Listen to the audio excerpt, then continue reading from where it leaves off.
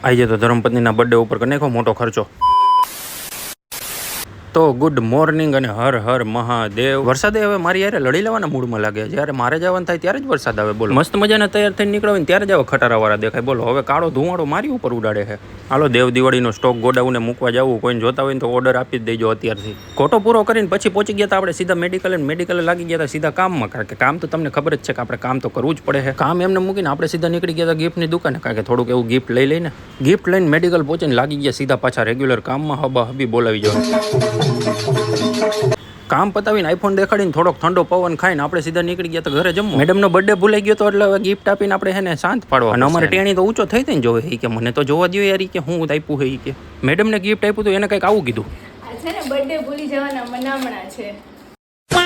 લગ્નના 4 વર્ષ થઈ ગયા પણ એક વાર વીટી નથી પહેરાવી. હાલો 4 વર્ષ પછી પાછો મોકો મળ્યો વીટી પહેરાવી દે. અને હજી અમારા ટેણી તો રહી જ ગયો તો કે મારે આવું છે.